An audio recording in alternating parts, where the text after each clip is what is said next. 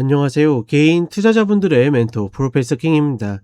1월 6일 기술적 분석이 좋은 모닝 브리핑 출발해 보도록 하겠습니다. 자, 일단 미국 시장 같은 경우에는 물론 이제 상승하는 흐름을 만들어 줬지만 생각보다는 좀 약한 흐름입니다. 특히나 금요일 날 거의 비정상적인 흐름으로 하락했음에도 불구하고 그 이상으로 뛰어넘지 못하는 그런 모습을 보이고 있고, 다만 외부적으로는 이제 글로벌 증시의 어떤 상승 흐름과 원자재 혹은 비트코인의 어떤 상승 흐름에 비춰 본다라고 그러면, 물론 이제 주말에 어떤 국제적 리스크가 영향을 미칠 수도 있겠지만 그럼에도 불구하고 상당히 약한 모습을 보여주고 있고, 다만 이런 약한 흐름들이 단순하게 이제 종목들이 약하거나 뭐 이런 흐름이면 모를 텐데, 대체적으로 선물이 어떤 주가의 전반적인 흐름들을 계속 쥐고 흔드는, 우리가 흔히 웩도독 현상이라고 그러죠.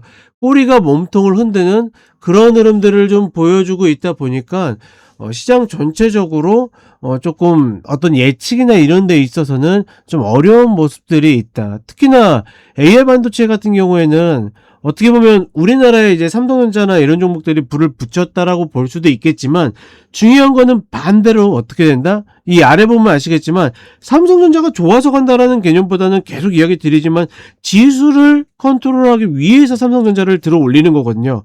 그렇기 때문에 상대적으로 지금 미국 시장의 AI 반도체가 굉장히 약해 보이겠지만 이게 정상이고 저게 비정상일 수도 있다는 거. 물론 제 이야기가 무조건 맞다라는 이야기는 분명히 아닙니다. 다만 그럼에도 불구하고 지금 미국 시장 같은 경우에는 특히나 기술주 입장에서는 이틀 연속, 새해 들어서 이틀 연속 어떤 상승의 좋은 흐름들을 만들 수 있는 조건에서 그러지 못했다라는 것은 상당히 아쉬운 부분들이 있다. 좀 이렇게 인지를 하셨으면 좋겠고, 한국 시장 같은 경우에는 착각하기 굉장히 쉽습니다. 삼성전자가 좋아가지고 지수가 상승한다라고 생각할 수 있는데,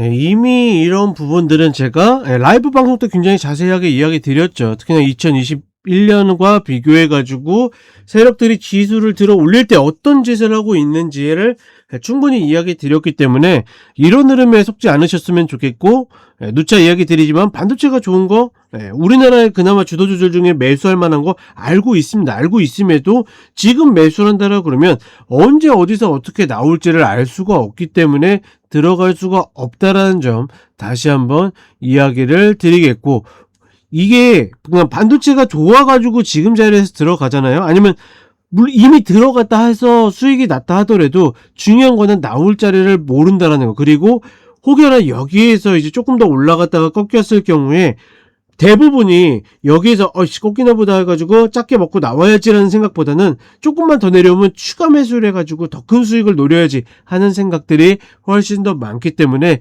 굉장히 위험한 구간이라는 거 다시 한번 이야기를 해드리겠습니다. 이 이야기가 이해가 안 가신 분들은 반드시 지금 라이브 방송 계속 올려져 있거든요. 가장 최근에 한 라이브 방송을 참고하시면 되겠습니다.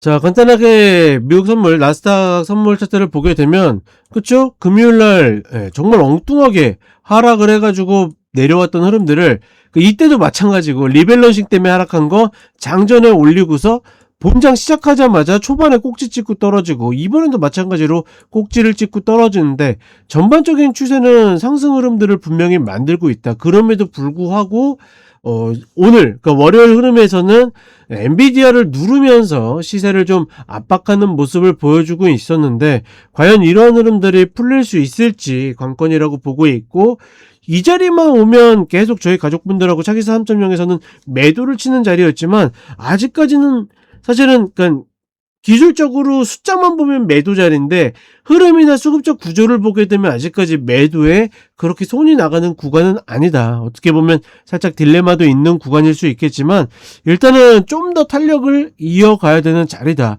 이렇게 판단을 하고 있다라고 보시면 될 것 같고, 지수 일봉보다는 선물 일봉이 조금 더 명확하거든요.